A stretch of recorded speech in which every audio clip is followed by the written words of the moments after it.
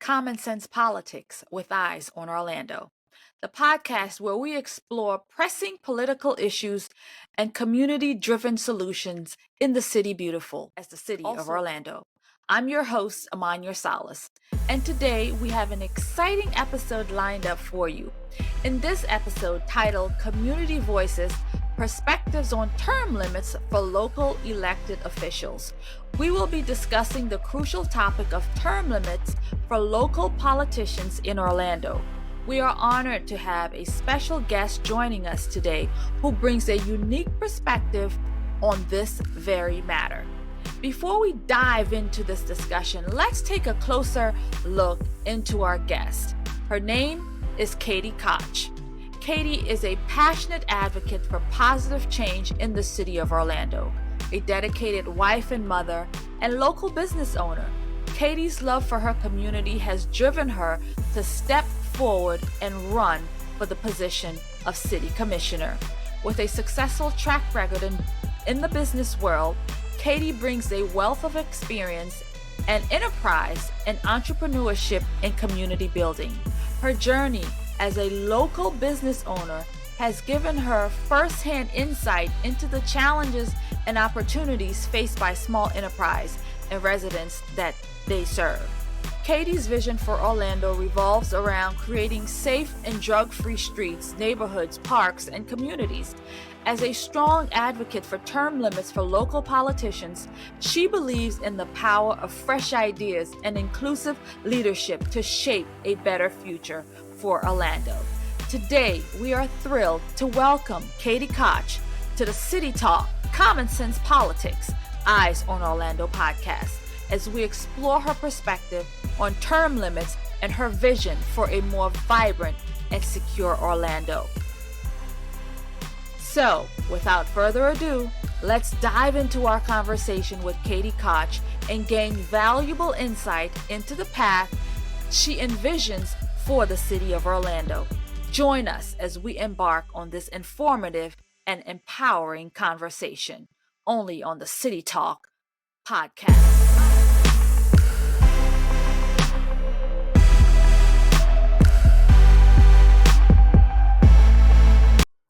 Before we continue with the program, here is a brief word from our sponsor. City Talk Podcast, Common Sense Politics, Eyes on Orlando. We are so proud to partner with the Orlando Patriot.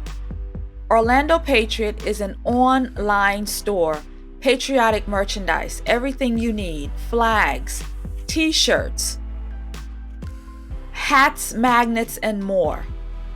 They have wonderful patriotic merchandise to support all of your causes where you can show off your patriotic spirit.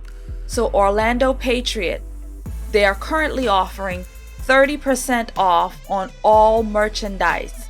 And the coupon code is City Talk. Katie, welcome to the program. Thank you so much for coming on. I really appreciate it.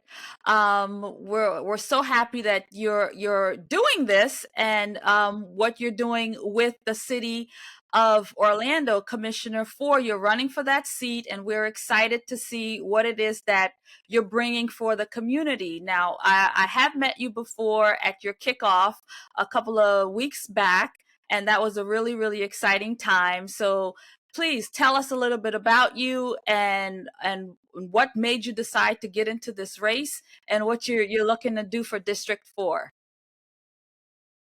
Having me, and it was great meeting you, and I appreciate you guys coming to the kickoff event. So a little about me: I've been an Orlando resident for it's over 18 years now. So we've always lived in the heart of downtown of Orlando. We have a small business also in downtown Orlando that my husband is a doctor at. And then 2 school-age children. I have one at Boone High School and one at Blankner. So, living in this community for over 18 years, we definitely have kind of seen some real problems unfold that, a lot of residents don't feel like are being addressed.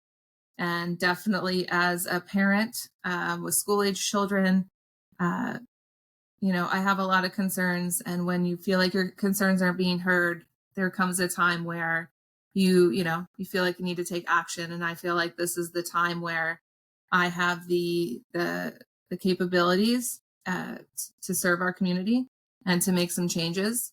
So that's really what's driving this run for the District 4 seat. Okay, well, that's wonderful. I mean, service is something that I think that we all should do at some point, and I'm glad that you're picking up that mantle, the calling, and running with it for your area. And so I know there's a couple of passion things that you've got going on. One is small business. So at your kickoff, I remember the conversation about all the regulations when it comes to small business, how it's so hard for us to really start that. And I experienced it myself when I first moved out here to, just try to start a small business. It was just so much red tape. It was like, oh my God, just do something so simple. Like, why is it so difficult to do that here in Orlando? So you talked about that, and I'd like a little bit more information on that from your experience and how you'd like to change that here in the city. Sure. I've spoken with a lot of small business owners, even larger business owners, and the frustration around the permitting process and starting a new business is incredibly frustrating. So we've experienced it. I think it's time that someone on city council has gone through the process that the rest of us have to. But really, what it comes down to is just there's not clear and concise guidelines. And not only are there not clear and concise guidelines, but they're not easily accessible what the guidelines are. So there's different requirements for different types of permitting and different types of businesses. And it's fun. It's really hard to access that. I think it would be great if there was some sort of liaison between business owners and the city to help them navigate this process. Because as you know, if you don't know, starting a small business is incredibly stressful. It's incredibly expensive. You're not making money at the beginning of the business process. And when Right. you don't understand all the permitting processes and that time goes on where you're not making money, you're not bringing income in, is can make or break a business. And it's not only that. I don't know if you've experienced this, but even when you've established a business in downtown, there's still permitting, there's still things that go on that we're not aware of. We've had experiences where we've had vandalism to the building and we've repaired it and we were fined by the city.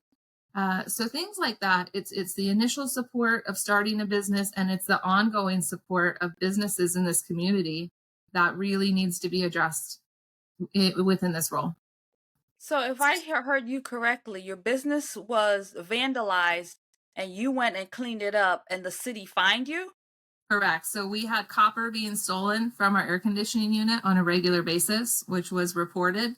And when we put in the back of the business just some fencing around it, some white vinyl fencing, we were fined for not getting a permit for putting the fencing up. So, Wow. continuing to repair things like that, where it was expensive, and then to get a fine on top of it is, like I said, for a lot of small business owners just starting out, it can really make or break whether or not you're successful.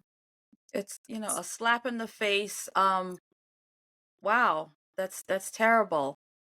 Yeah. So Um, I really think there just needs to be a more transparent process, more transparent on timelines, and again, just some sort of resource to really help navigate new businesses in this community. okay. Well, I saw an interview with Mayor Buddy Dyer not too long ago where he was being asked in reference to some of the businesses that's currently downtown, and being that some of the businesses are having problems with security. And so, he said that there's like 70 police officers assigned to the downtown area, especially during the weekend hours.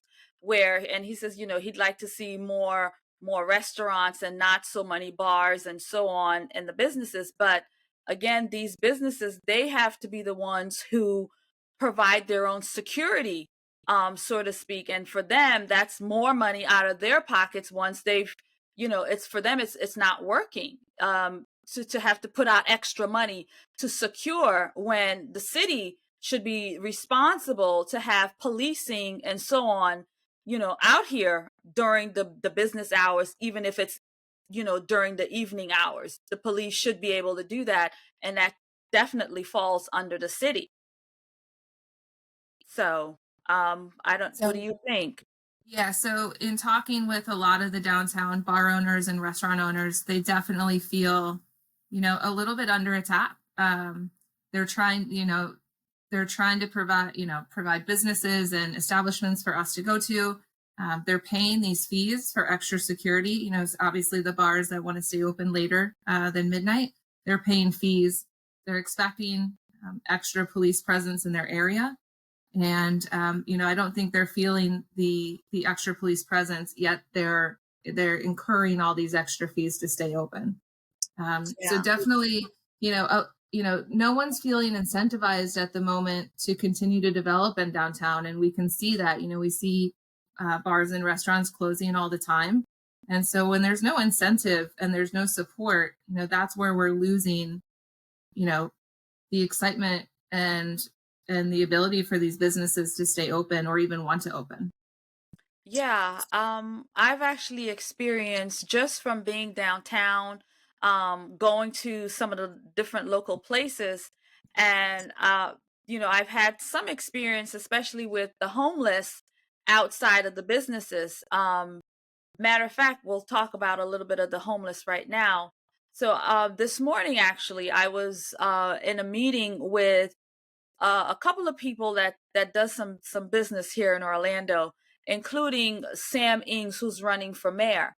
And so the conversation we were having is that with the homeless population, with so much, we're seeing tents pitched around the city, and some of the local businesses, they're having a lot of problems because the homeless are literally pitching tents right in front of their doors.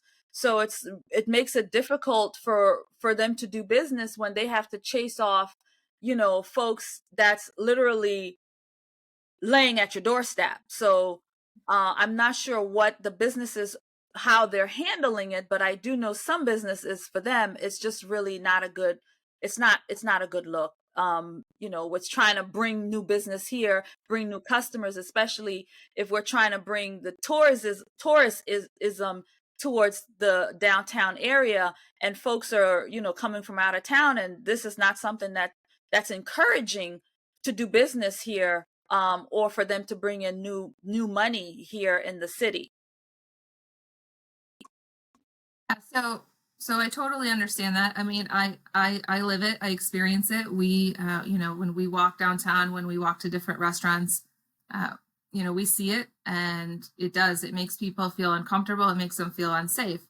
Now, I do think that, you know, everybody in our community has the right to be respected and to have support.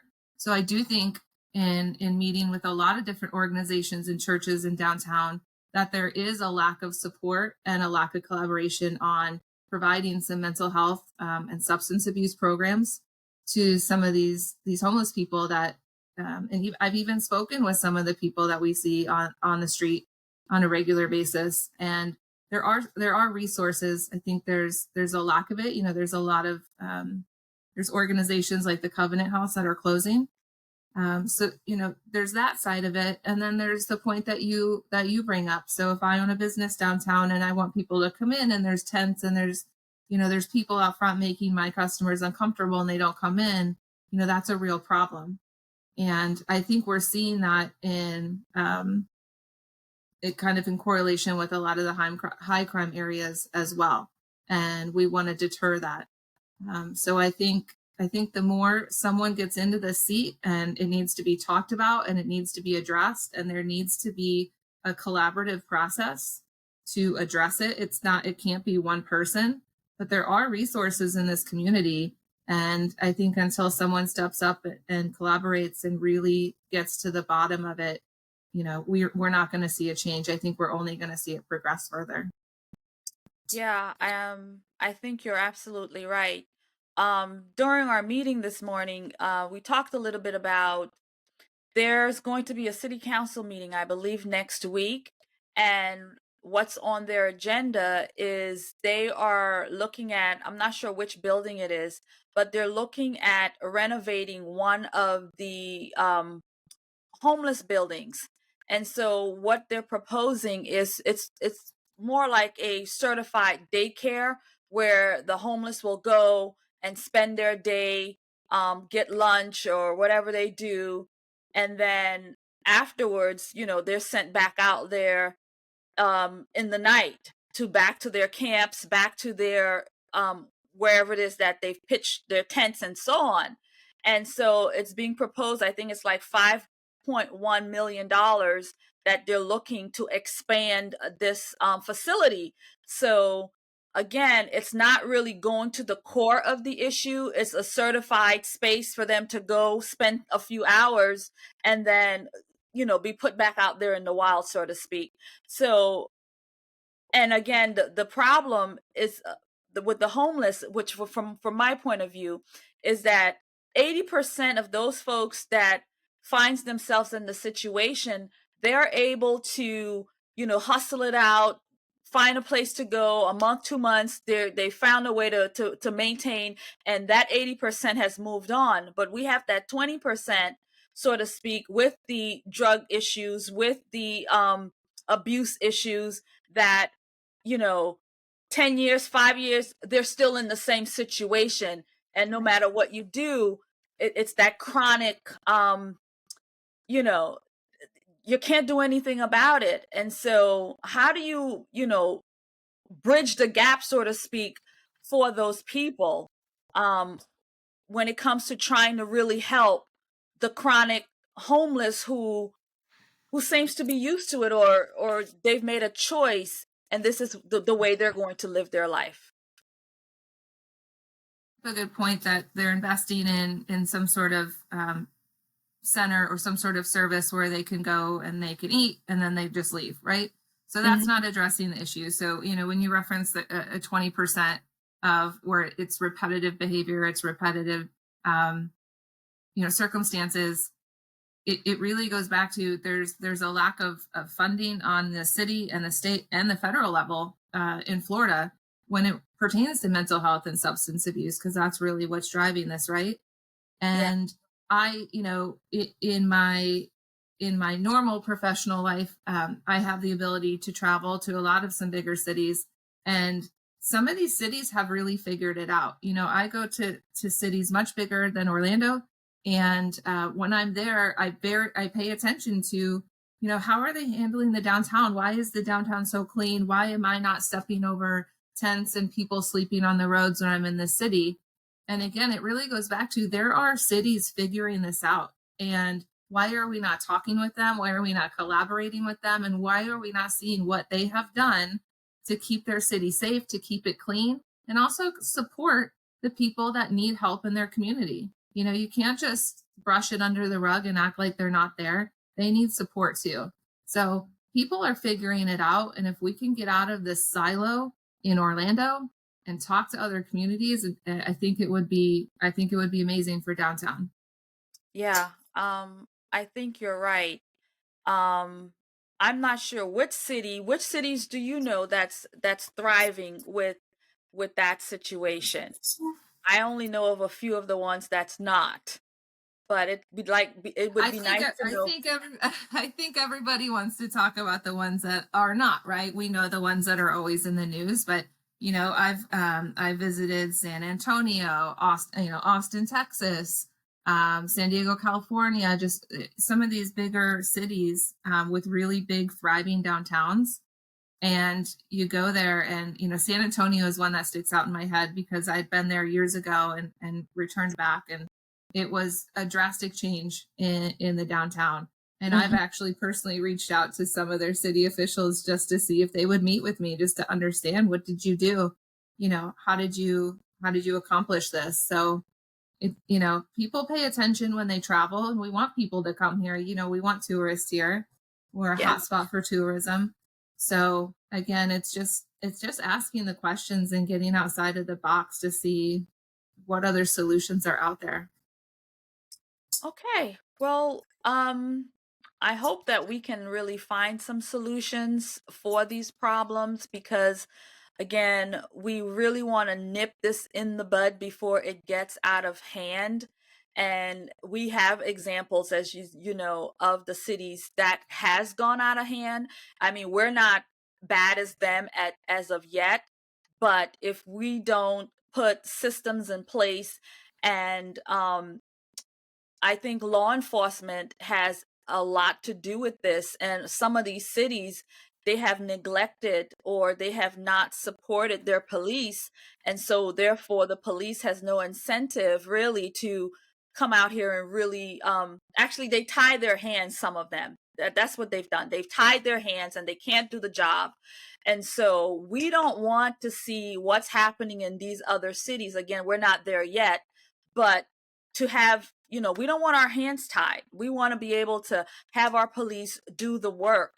And so I know that you support, you know, you support the police, the law enforcement. And so I'd like for you to just give us a little bit of talks about that. Yeah, I think our Orlando Police Department is phenomenal, and I think they do the best job that they could do to keep us safe. And to your point, I think there are instances where they might, feel like maybe their hands are tied. So no, there's nothing but support. There's not, you want. I think about, long term when people are looking at how downtown is going and the crime rates and the lack of safety. You want people to come to Orlando. You want them to become police officers. You want the excitement and the best in class in police officers. And I'm sure from an outside perspective, you would look at Orlando and be like, oh, maybe I don't want to go there. So no, there's nothing but support for our police department. And that's really all I can say about that one. Yeah. Is it's 100% support. They're fantastic. Wonderful. So I'd like to talk now a little bit about your campaign. So you're running for District 4 Commissioner. This is a three-legged race. You're taking on, I call her the machine, the Patty Sheen machine. She's been in, oh my God, she's been in 6 terms. Is this going to be the 7th term? Yeah, over 20 years. Correct. She's been in 23 years, if I'm not mistaken. And 23 years, I think it's time for the baton to be passed over to somebody else. I think it's time. What I find is that a couple of weeks ago, it was proposed to the council for term limits to be put on the ballot in November. So it was proposed to the commissioners that there's 2 ways to put term limits on the ballot. Either we go out here and collect petitions, which is about 35,000 is what you would need to put it on the ballot. Or the city commissioners themselves can collectively come together and put it on the ballot. And so I get that it's going to be going against Buddy Dyer, but that's how the system is set up. This is the way they say that you can do it. So it was asked of the commission to put it on the ballot in November. And what Mr. Mayor Buddy Dyer says is that, we'll think about it. We'll think about it. But 20 years, he's going in for a 5th term. Patty Sheen is going in for a 6th term. We've got like 2 more commissioners. They've been in for like 15 years. The only younger ones is District 5 with Regina Hill and District 6, Bakari Burns. He's actually up right now. This is his 2nd term going in. And by the way, he has nobody running against him. So with the rest of them, everybody's been in over 15 years. What do you think about term limits and how would that, how do you what do you think about that? Yeah, so I would say in all the community engagement that I've done since starting this campaign, term limits resonates with everybody. It's the first and most important thing probably that we always talk about. So when you think about this position, right? This is a city commissioner. This seat belongs to the city. This seat that I'm running for belongs to District 4. It doesn't belong to anybody else. That's not her seat to keep. It's not other people's seats to keep. They're not entitled to them. It's for the city. And it's incredibly frustrating because I look at the county commissioners, right? They have term limits. They serve 2 terms, right? They serve 8 years. And you can see where the progress and the motivation is there to get things done because they're on a time schedule, and they take the things that are important to them, the things that were important when they ran, and they're really executing on them. And I look at the same perspective on the city.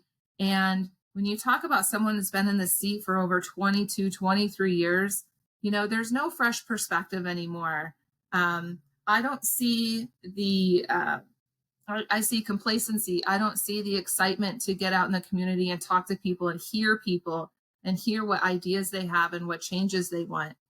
And I can tell you, I've been incredibly disappointed that, Commissioner Sheehan having an opponent, she really hasn't embraced change, and she hasn't embraced, I think it's great someone else wants to run. I think it's important to encourage anybody that wants to run for service in our community to do so. We have some incredibly bright individuals in this community. And when you don't feel like you even have the opportunity to make a change, you're not going to raise your hand. And it's not easy to run for public service. You really have to put yourself out there. And I think if it was easy, everybody would do it. But I think with term limits, we incentivize people and we build that excitement to say, hey, whoever gets this seat got this going. I'm excited. I see the change in downtown. I want to run. I have ideas. And then we really push the city forward to a place where it's why we all moved here. It's called the City Beautiful. We all moved here for a reason. We loved it. We enjoyed it. We felt safe. And, that's really gone away in the last 22 years. Mm-hmm. Yeah. The City Sorry, I could talk term limits all day with you. Oh gosh. It definitely gets my blood boiling for sure. Yeah. No, you're absolutely right. They don't make room for other people to get in. And, that's a real problem as far as I see. And like you said, good ideas, different perspectives, not all that sits aside because, during this city council meeting that I went to, the last one where it was proposed for term limits to be put on the ballot,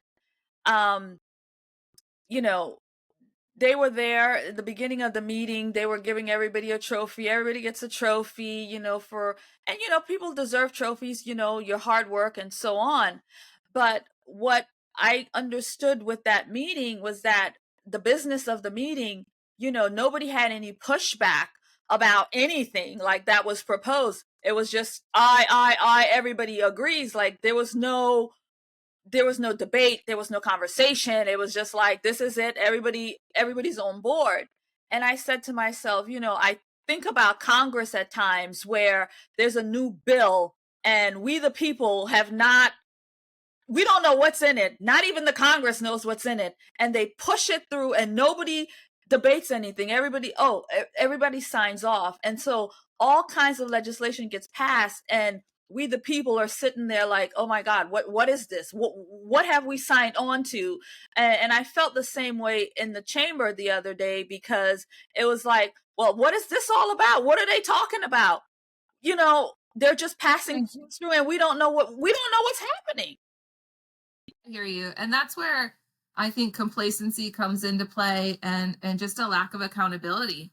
So, Yeah. I've worked almost 20 years in corporate, supply chain, and I'm always held accountable. All of us are in our positions, right? We're accountable to the people we report to help them and make sure they understand what we're doing and that there's clear visibility.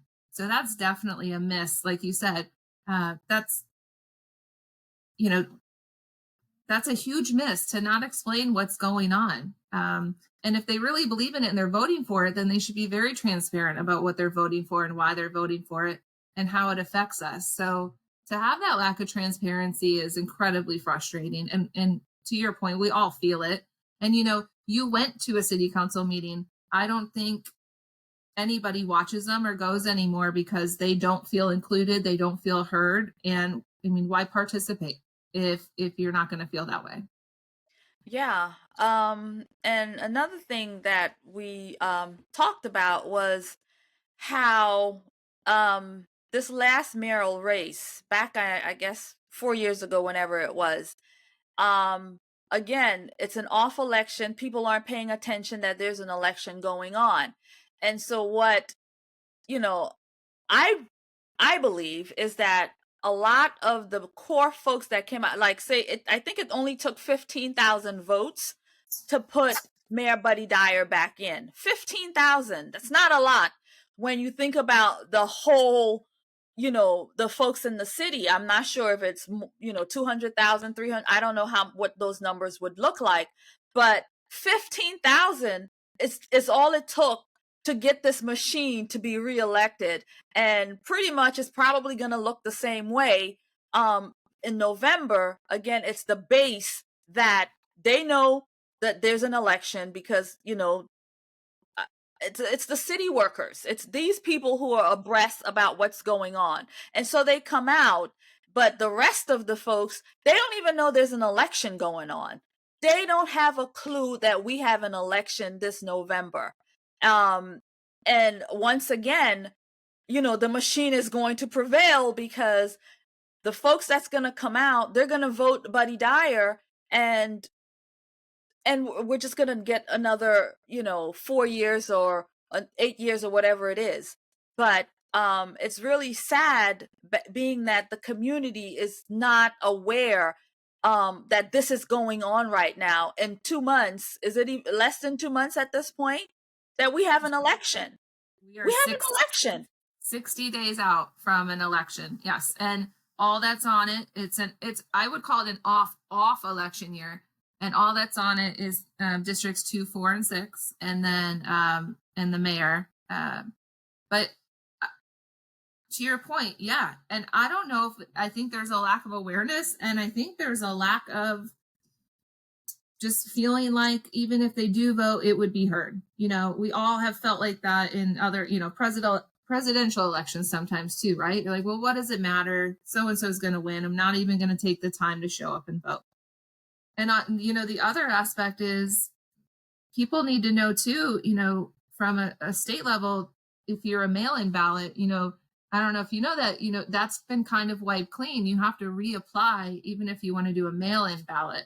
Mm-hmm. So that's another hurdle we're facing in this first election, since that's been part of the process for the state. Is if you think you're just going to get a ballot in the mail, you're not until you go online and you have to re-register with the city or the county to get that.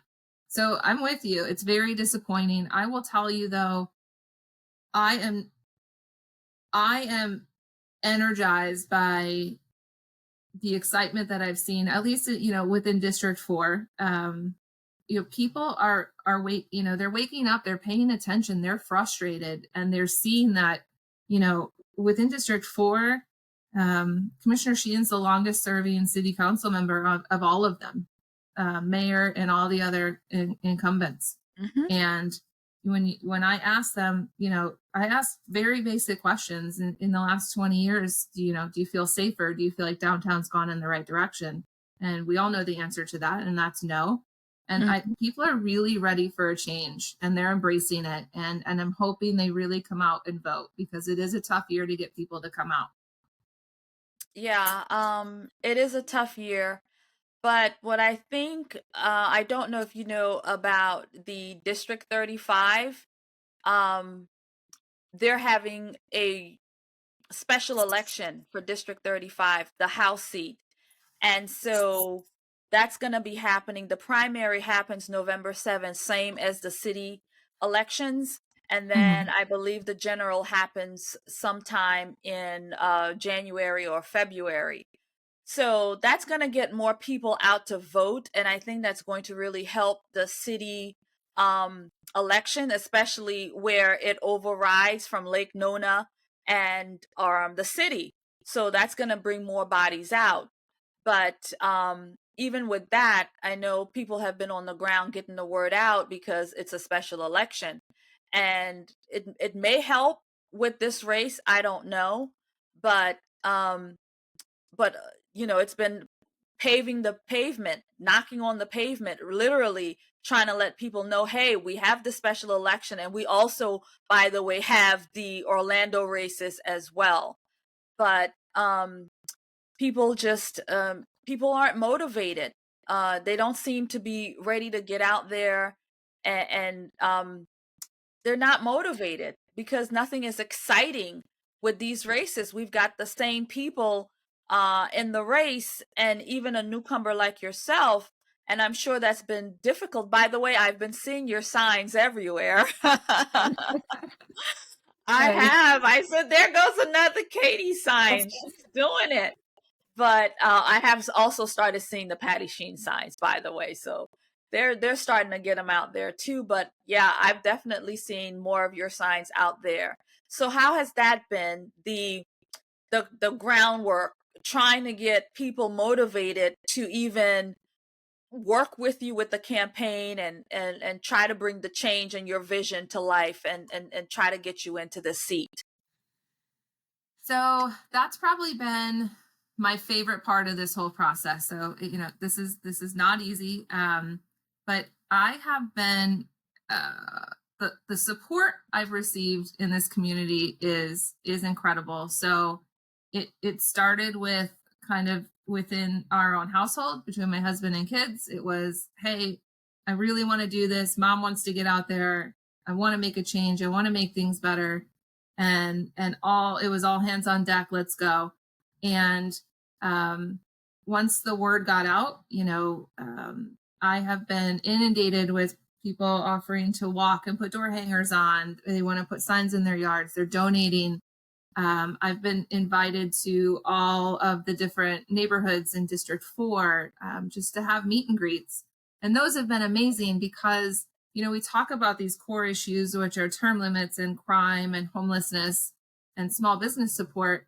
But when you get into these communities and you talk to them, you hear a lot of other stuff and they feel comfortable speaking up about, bike safety and pedestrian safety, right? When I talk about going to other cities, I mean, do you ever want to ride your bike in Orlando? No, because you got this tiny lane on Orange Avenue, and we have the worst pedestrian safety in the country. And just hearing concerns within the community, and it makes me incredibly grateful that they trust me with that information and they're supporting me and they see my vision and they want to put a sign up, they want to donate, they put a door hanger on. And so I have been so impressed with the excitement and the embrace I've gotten within District 4 and even outside of District 4, because everybody wants to come into downtown, right?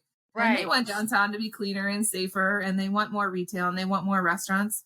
And so overall, it's been great. I'm not going to tell you that there's days where, if I'm upright, not crying, that's probably a success. But, I work full time as well. And my business has been very supportive. They love that I'm doing something a little different.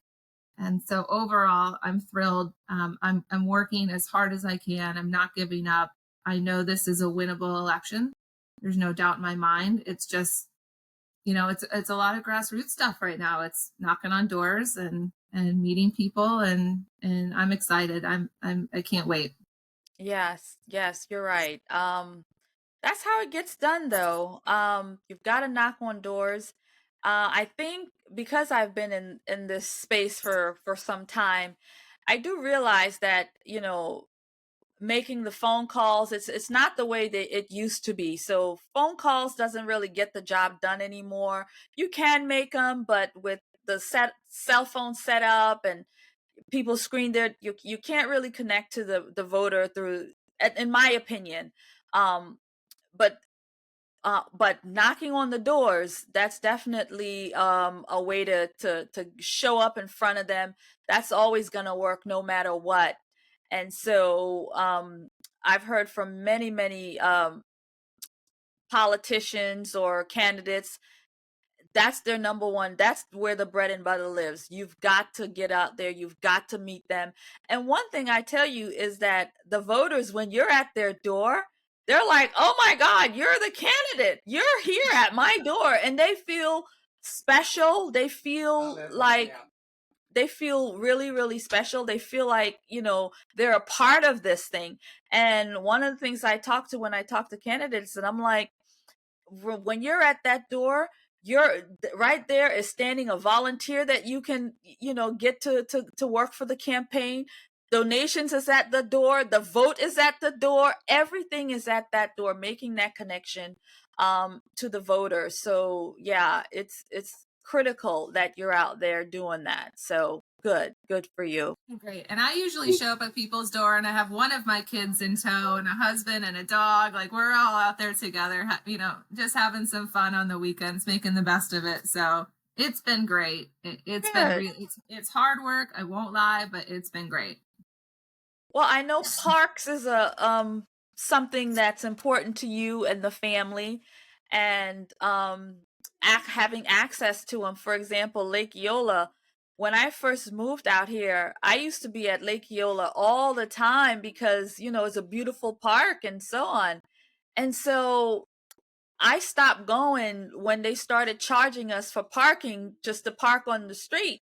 So I was like, wow, I mean, when did this go into effect? And so I think that deters a lot of people. We don't even have parking to really utilize the beautiful space there. I don't know. I think it's a bad thing because, a lot more people, if they made parking available, like there's really no parking down there to utilize the Lake Eola. Yeah. I mean, unless you want to pay $5, $10, $15 to park in a private lot, which a lot of families are not going to do. Yeah. And even in the parks outside of Lake Eola, like you said, Lake Eola is a great place to go on the weekend. They have all sorts of stuff going on. But we even struggle in some of our local parks with, sending the kids over to go play and they come back home because there's homeless people sleeping or harassing them. Their bikes are getting stolen. It's not isolated to just Lake Eola. It's happening at a lot of the surrounding parks outside of Lake Eola. So it's a struggle for families in the community and people with young kids to find a kind of a safe, clean place to go and let them play and just enjoy the community. So it feels like the core issue in downtown is now feeding into all of our smaller neighborhoods. And so I've been learning that going, like I said, to all the different communities in District 4, it's a very similar conversation to what they're experiencing.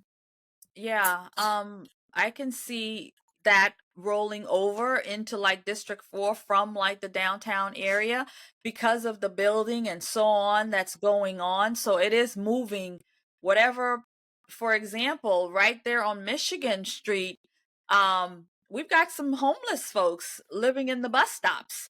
I mean, that's pulling away from the downtown area, and you're seeing it right there. I mean, I do a lot of work and I go in Panera right there on Orange Avenue, and I would, bring my laptop, sit and do work there some days. But my last time I was there, we had homeless folks just sleeping in the bleachers, like in Panera Bread during the day. And they were agitated and upset that, one of the customers says, you can't be here sleeping like this. Not the manager, not the employees, another customer. And that woman, she got chewed out by these people. So I mean, we're seeing things trickle from other areas into the District 4 area. So, and it's just not a good look. And I'm not sure, how we can really fix that, what we can do. Again, The circumstances at a Panera, but the fact that the staff there doesn't feel empowered to call someone in the city and say, I need your help, this is a problem. And they're just not, I mean, that speaks to it. They're not doing it because they don't, what's going to happen? Nothing. It's just going to keep happening. Yeah. And that's how a lot of business owners and people feel. And it's enough. It's enough. We don't, we shouldn't feel in this community scared or intimidated or unsafe anywhere that we go. And if we do, it needs to be addressed. Yeah, I absolutely agree. So tell folks where they can help, what can they do, information about your campaign and how they can help, and anything else you'd like to say. Well, again, thank you. It was really great talking with you. You made me feel very comfortable. It was a really nice conversation. So thank you for letting me have, a voice out there. I really appreciate it. As far as how you can help with the campaign, the website is votekatiekoch.com, and you can request a sign. You can donate. If you ever want to go walk with me on the evenings and the weekends and put door hangers and meet people. If you have some folks in your neighborhood that would be interested in just doing a meet and greet and having me come over and talk more specifically about the platform and answer any questions, I'd be happy to do that. So any of those things would be a great help. And then, the biggest thing is to go vote on November 7th. So we need everybody to show up. If you want to do mail-in, make sure you re-register. That's a big thing. But yeah, that would be great. I just thought about it. What about town halls? Has that been something that you thought about doing, some sort of community get together? So, a town hall. Is that something you thought about? Mm-hmm. So yes, so I have looked into getting some space at the Beardall Center, and having something like that. A lot of the meet and greets I've done feel like a town hall because, the people show up and we kind of have a similar conversation. I would love the ability to do a town hall and have the other candidates come and have a forum. Mm-hmm. I would really love to do that. So that's definitely something we are talking about getting organized before the election. Okay. Well, I think that would be very good to have, because I've been to a few town halls in different elections, more of the mainstream, the elections, but those are getting a lot of people are coming out, the issues are being addressed, the candidates, are there to answer questions about, what it is that they want to do and why should they, um, get the vote. So I think those town halls is great to have conversations with the majority of the community if possible. So Yeah.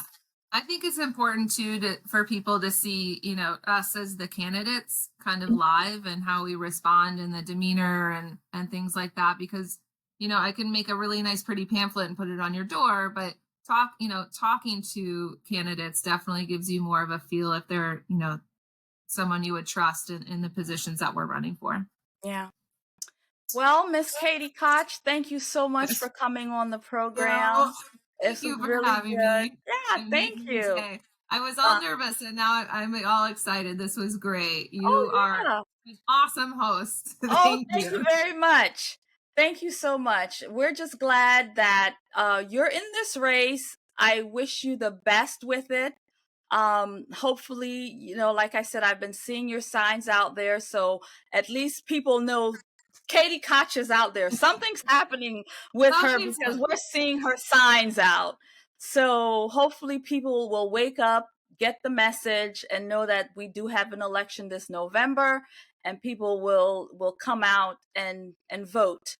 And I hope they will vote for the person who they believe will be able to do the best work for them in the city. Okay. So thank you very much, Katie. Thank you so much. It was great talking to you. Okay. Yes, you too. Bye. All right. You take care. Have a good day. Thank you. Bye-bye. We are so proud to partner with businesses in the community, such as the Orlando Patriot. If you want to amplify your business voice on our program, please email us at citytalkpolitics@gmail.com. We'd love to hear from you. And for the Orlando Patriot, you can find them at orlandopatriot.com and get yourself 30% off on your purchase.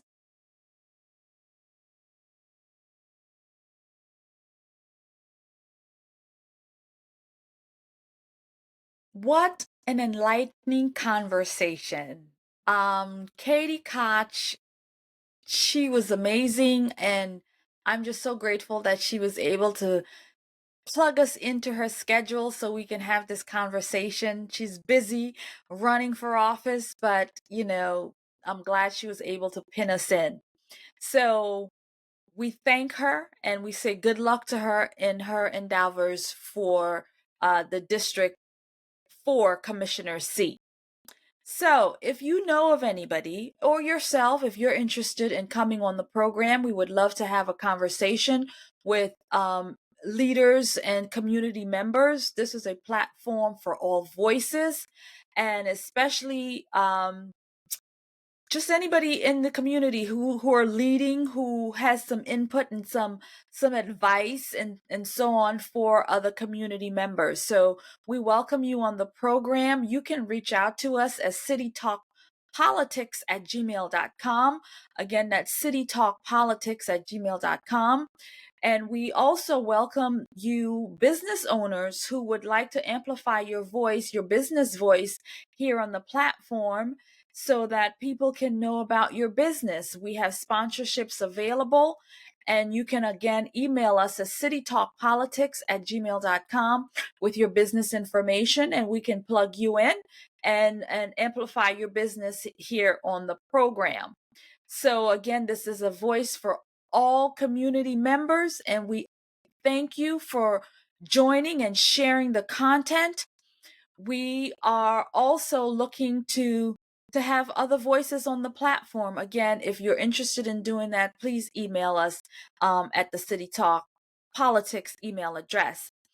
Please check out our Facebook and our social medias. We're on Twitter, City Talk Politics, the Facebook page, and you can catch us wherever you get your favorite podcast. You can listen or you can video on the YouTube channel and on the Rumble channel. So that's where you can find us. Thank you again for joining us. We do appreciate it. And we look forward to having another conversation in the near future. So again, I bid you a good day. God bless. And I'll see you next time. I'm Amanya Salas, City Talk, Common Sense Politics with eyes on Orlando.